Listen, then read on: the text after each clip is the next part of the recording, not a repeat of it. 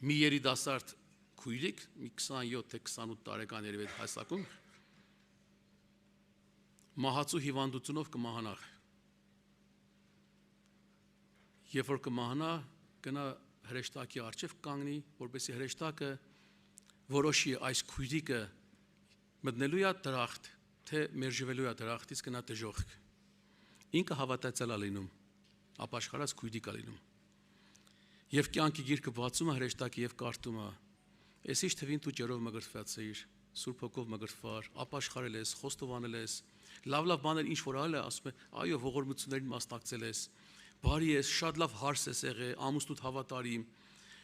ամեն բան, բայց կներես քույրիկ ջան, դու երկինք չես կարա գնաս»։ Ես լացում է, բայց ինչու համար, ինչ եմ արել, վատ բան չեմ արել, Աստծո պատվիրանքները պահել եմ, ավետարանը ոնց ասել անց։ Հասում է քույրիկ ջան, բայց այստեղ գրված է,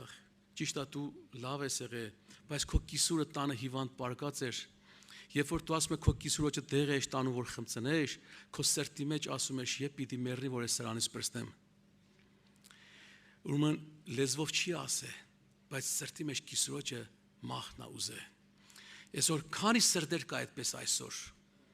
որ կարա ժպտաս ծիծաղես, բայց քո սրտի մեջ եղբորը չսիրես, քո սրտի մեջ քրոջը ադես,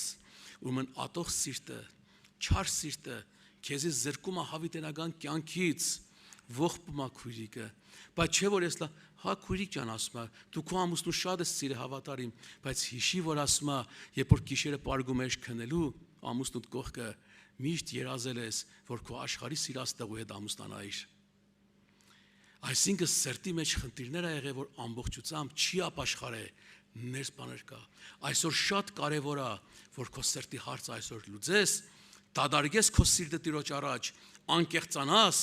մաքրես ու խոստովանես,